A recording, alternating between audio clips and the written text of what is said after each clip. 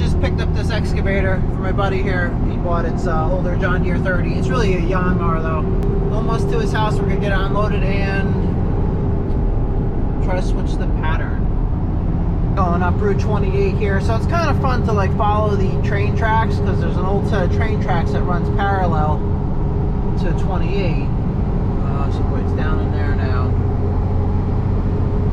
and it's just cool watching it because like 28, like you're going up and down all these hills, but the train tracks, they have to stay way more level than cars can. And to me, it's like I can't believe that wasn't, and like they stopped doing it years ago because it didn't make sense financially. But it's, I can't see how. I mean, like, how does that not make sense to keep running that? Like, I mean, trains seem so efficient because like you can carry so much more weight. They're all in a line, so they draft each other. Okay, so you can see the rail bed down there, and like we snowmobile on sections of it. Like there's rail beds all over the place once you know what to look for them. But it's just like they don't use them. So there it is through there, perfectly level. All the cars can draft each other. It's like so fuel efficient. There it is, right next to us.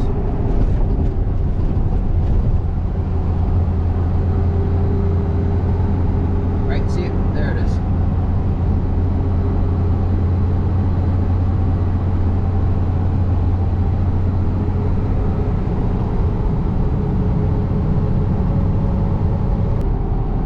They should really make it like a snowmobile trail for the whole section. They just did a big path of it back behind us. They made it into like a walking path.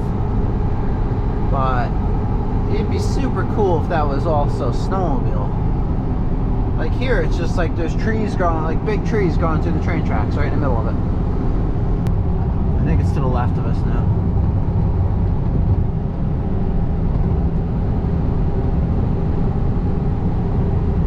And then there was also a set of train tracks that went through the one notch, 214, which widened into this one. I guess all these roads just made these trains like pointless.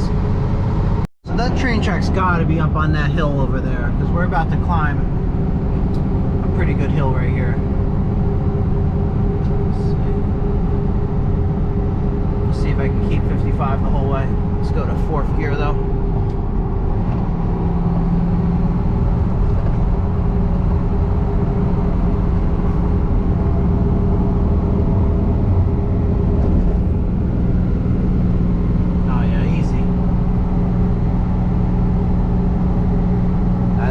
Right there. Yeah, we're still speeding up. So we're towing 4 tons right now. Being that the trailer weighs 1 ton, and the excavator weighs 3.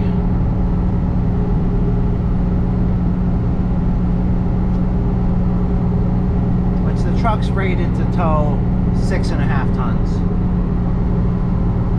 Oh, there's train tracks right there. Okay. See, now we're catching up to them because they couldn't go up such a steep hill like we are. There, see the notch it's in? There it is. Yep, now we're getting higher than the train tracks. That's just... Okay, now it's Bel Air, and it splits.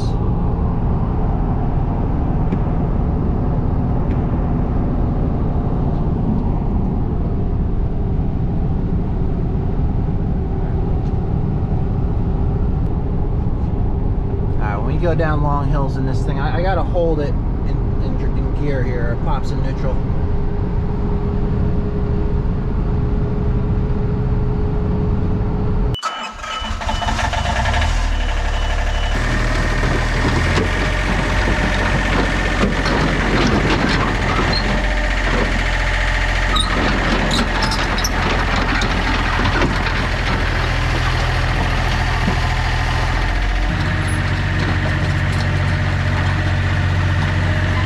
So we're gonna change this to SAE pattern. Right now it's John Deere pattern, so it's pretty much this cylinder and that cylinder are backwards. So let's see what it's this guy and this guy. So the 2 outside ones. So they should pair up. Outside one.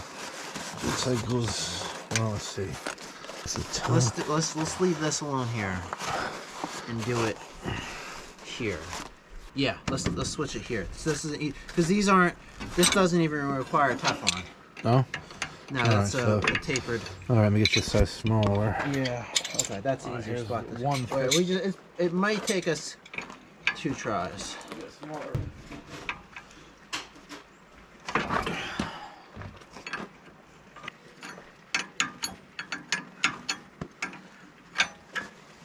Okay, so.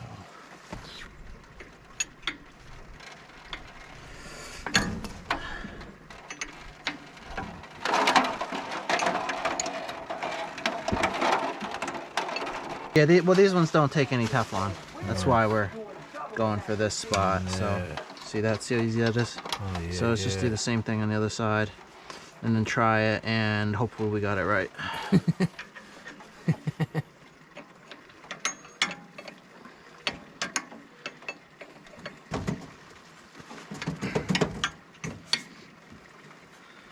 could do a crossbar, I could mount lights on it. Oh yeah. I could light up. Ah, you're excited. Light up and So outside, it's this one, and it's these two. These two need to be switched.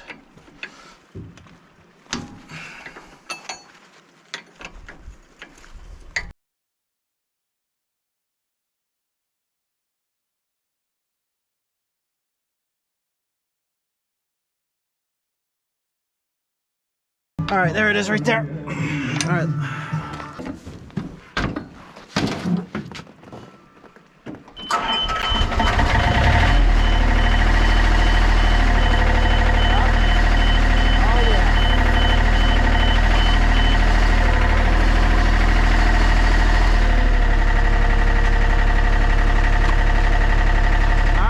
First try.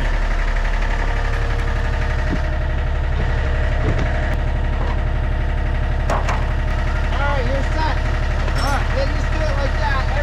Every machine you're going to jump on is going to have that pattern. Right? Well, most of them. The new stuff has switches, but it'd be like, imagine if you got in like 5% of cars and the brake pedal was on the right instead of the left. That's exactly what it is. Yeah, you can get used to it, but it's...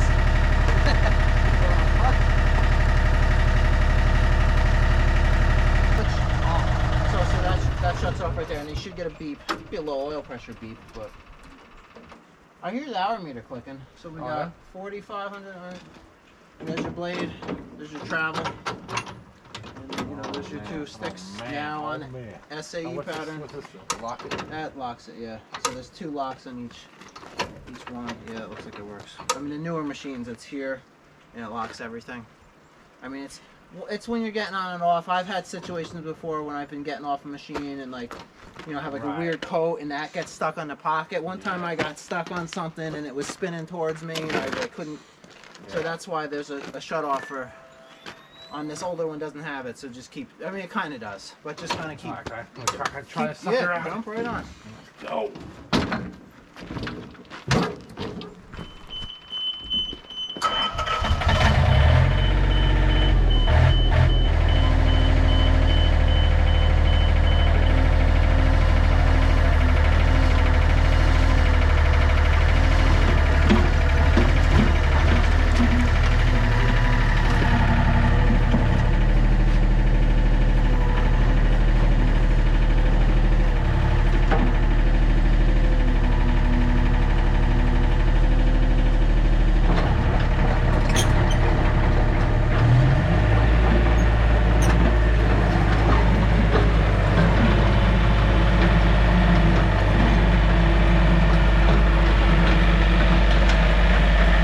Might be worth throwing rubber tracks on that at some point, but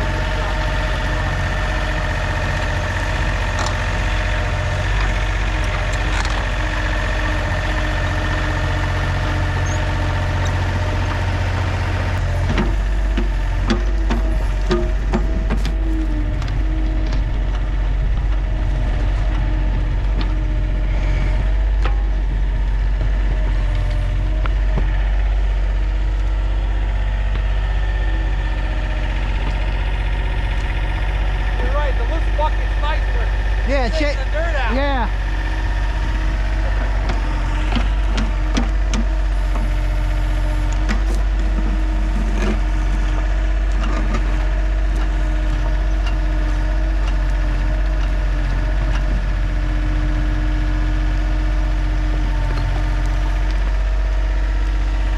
It's a little slow.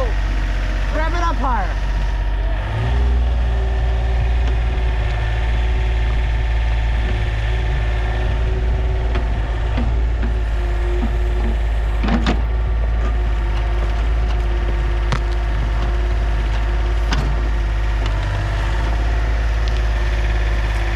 He's getting good scoops for his first time running it.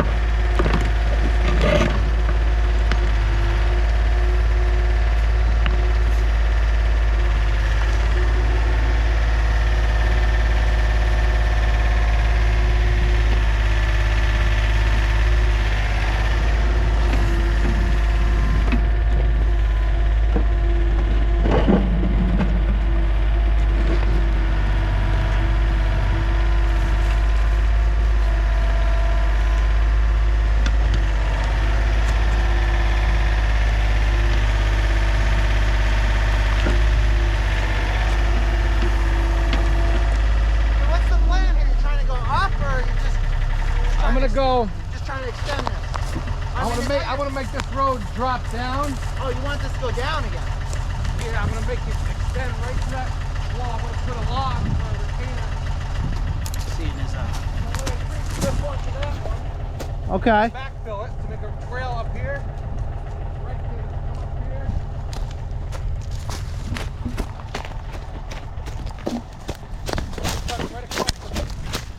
Right across this hill. Okay. So it's not so bad here, you know what I mean? Take from here, put it there. All right, well that move went about as smooth as I could have, so that was nice. I did a bunch of prep work last night messing with my trailer. I had to like put a tire on it and stuff, but that's like about the cheapest excavator you probably could have got too. You know, you paid $8,500 for that. You know, anything cheaper than that, one you'd either be looking at something way smaller or something that was broken. So, you know, for someone just working in their own yard occasionally, that's a pretty appropriate machine. I picked up all new axles for my trailer, my other one. Everything, springs, brakes, axles, every nut and bolt. And brakes for this trailer too. I mean, that was a little expensive. It was like $3,300, but that's in my garage right now getting work done. Alright, here's a story for you guys. So I'm driving down the road here. I just drove by this street where I did a job like 5 years ago. So what the job was, there was a barn that had fallen down, and it fell down a long time ago. It was big too, and it was pretty much, no one did anything about it for years. Oh, did you see that for free? That one, yeah, I don't want it. Do I want that? Did you see that for free? Let me go get that. Can I turn here? You know, behind me? Alright. Let's grab that free thing. I used to love the word free. Like when I was like starting out, and like I used to love seeing free stuff on the side of the road. Like when I was starting out and tight on money, like anything like free, I don't care. Is it somewhat worth money? Can I sell that on Craigslist?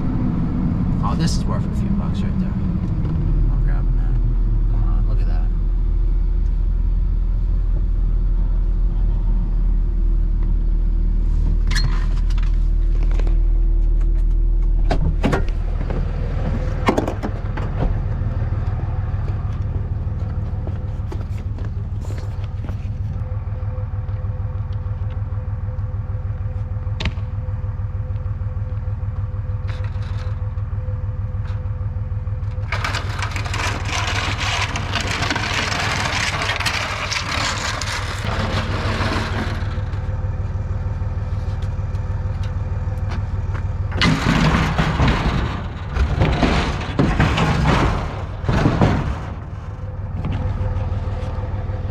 That's worth grabbing.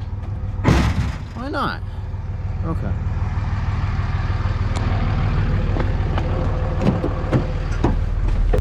Alright, back to story time. So, the barn I took down. So when I start working there, 2 different people came to me and said there was gold coins buried under it. And this is what happened. So the previous people, the property had just sold. Actually, the guy who bought it lives up here on the left, and was cleaning up the barn mess. The previous people who owned it, they said they were like people from the city and nobody liked them, so they never told them about the gold coins. And then when they saw me, then when the property changed hands again and they saw me and they're working, they're like, oh, well, now's the time. And I looked for these coins. I mean, I was digging like tiny scoops because I had to pull up the foundation and like essentially like it was built on this big hill. So I was just kind of throwing it in the low area, all the concrete and what was left of the wood, and just all the junk that was there. And I looked. I didn't find them. So I don't know. I did some work there with the track loader, which that's probably iffy because you can't really tell what you're pushing. But you know, I was doing a lot of digging with the excavator. You can see every little, taking tiny little scoops. You see everything that goes in that bucket. You know, where they told me the coins were. I don't know. I didn't see them. So then I even went there with like metal detector guy, and we were, you know, it was so hard to detect because like they're picking up any little piece of garbage metal from these barns because there was nails and scrap metal. I mean, I was pulling out all the big scrap. I got like dump truck loads of scrap out of there. But this is before I was filming stuff too. I should have. That was definitely film worthy. I had my Yanmar there, I had my John Deere 2010 there, but I remember leaving that job broken with that. That's a piece of crap, that thing. Then the other thing I had there, here's the story. The guy who owned it owns this other property. We just passed it on the left, and there was this brand new D3G dozer sitting in there. The thing had like 40 hours on it. I'm like, what's up with this dozer? He's like, oh, that's my buddy's storing that here. He owns a pawn shop. He took it in on pawn. And I'm like, can I use this on the other property? And he's like, well, he's like, yeah, sure, why not? So that's like, that's not really, I wasn't really supposed to be using this dozer, but the guy whose property said it was on, he's like, yeah, you can use it. So I had a key for it. I trailered it over to the other property and ran it. I was so impressed with that D3G, like, because before that I used to use my John Deere 1010, and that was a piece of crap, that thing. Like, it would always break, but even if it wasn't broken, like, you weren't pushing much with that thing.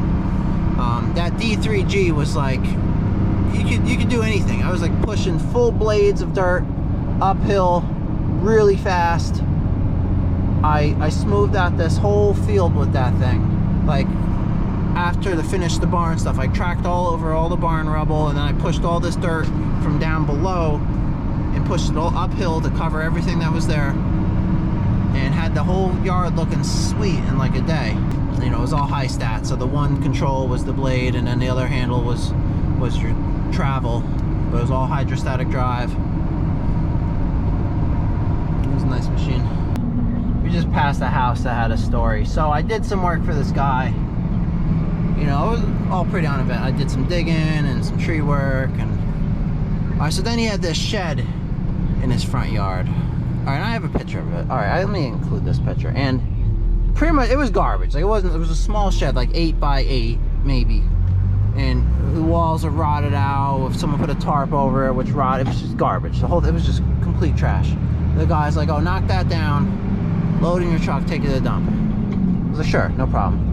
You know, I wouldn't even charge much at that time. I think I charged them like $200-300. I was already there doing stuff. So then, like, the police call me about this shed.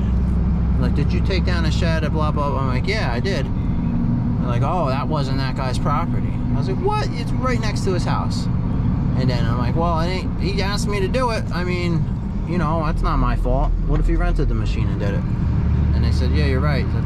So he ended up having to pay this lady like $8 grand or something. It's ridiculous. because of this shed. And she put a brand new one in the spot.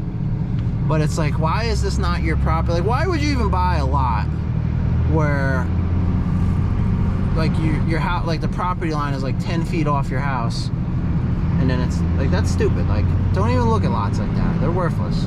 They should subdivide a lot of these properties. I mean, they have zoning like in Saugerties. It's like you got to have at least 3 acres to have a house. See here, oh, here it is. See, look at this. I mean, this is the one I redid 2 years ago. So the rest of it is sweet, but the axles the brakes weren't working, and the suspension was the center thing. I mean, I could have just changed some stuff and made it okay. I definitely didn't need to change everything, but I'm just everything under here is gonna be brand new. What's up, buddy? Oh, look at this nice sign this guy made for me. Look at that. Guy said he was practicing. Look at this. Craig at 57 Moto. Nice metal. So it's a plasma table cut, 2 layers, powder coated. Gotta find a spot for that. All right, let's go do fun stuff. Let's go do fun stuff today, Cody.